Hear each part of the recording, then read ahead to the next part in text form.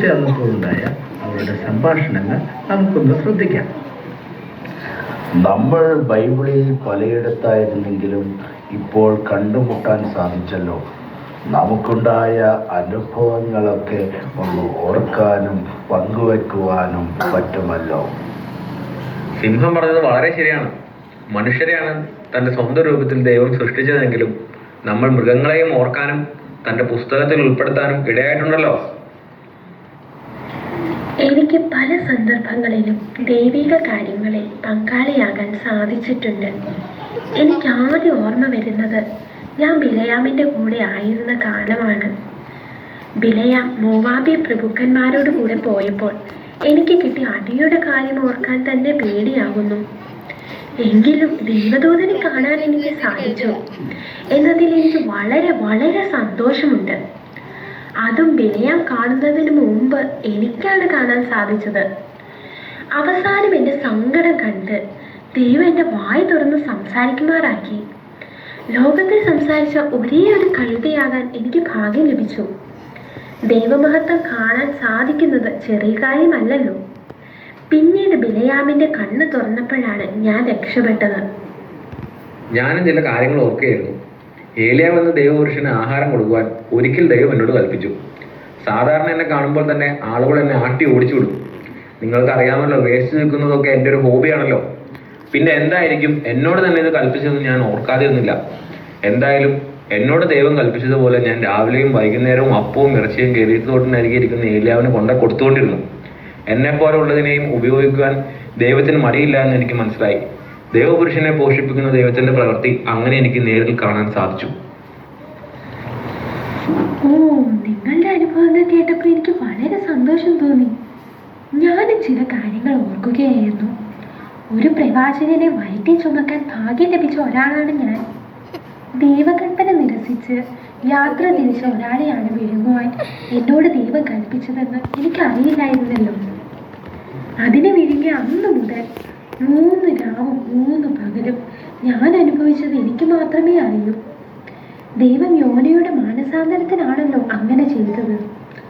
അതുകൊണ്ടാവാം എനിക്ക് അദ്ദേഹത്തെ വിഴുങ്ങുവാൻ മാത്രമേ സാധിച്ചുള്ളൂ.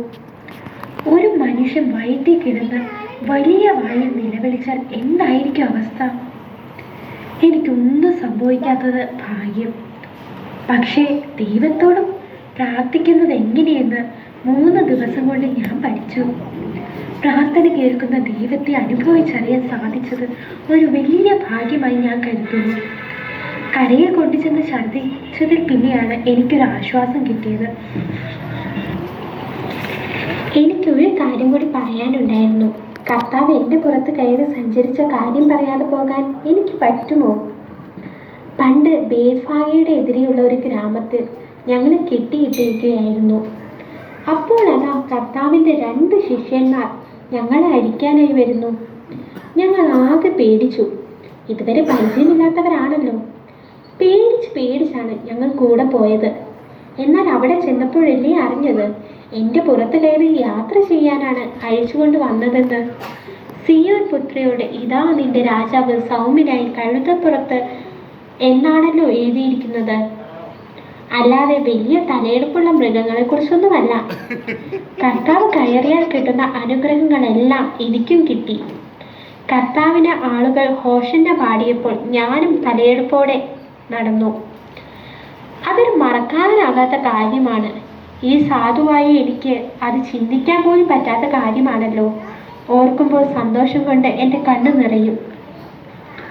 എനിക്കും ചില അനുഭവങ്ങൾ പങ്കുവയ്ക്കാൻ ആഗ്രഹമുണ്ട്.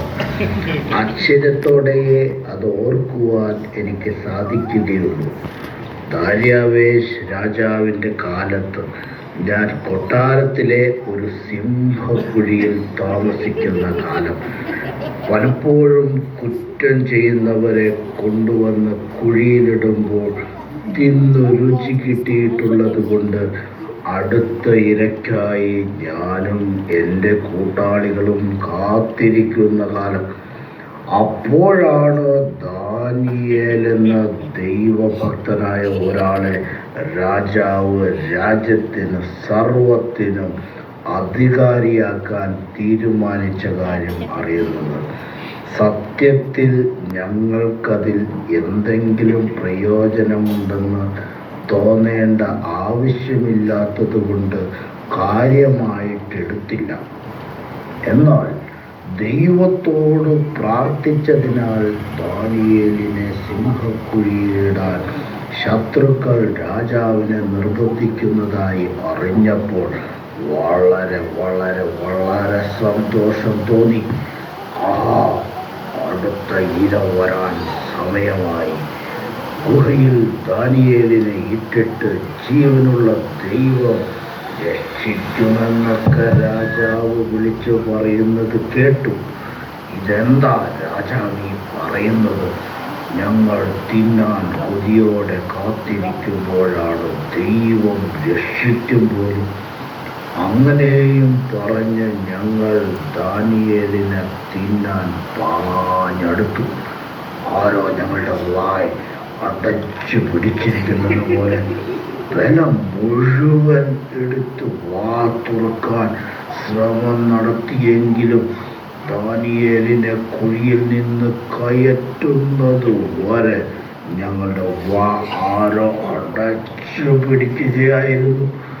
ജീവനുള്ള ഒരു ദൈവമുണ്ടെന്ന് അത്ഭുതത്തോടെ അന്ന് ഞങ്ങൾ മനസ്സിലാക്കി. പിന്നീട് ഞങ്ങൾക്ക് വലിയൊരു സദ്യ തന്നെ ദൈവം തന്നു. ദാനിയേലിൻ്റെ ശത്രുക്കളെയും ഭാര്യമാരെയും മക്കളെയും ആട്ടിപ്പൊളി കുശാലായി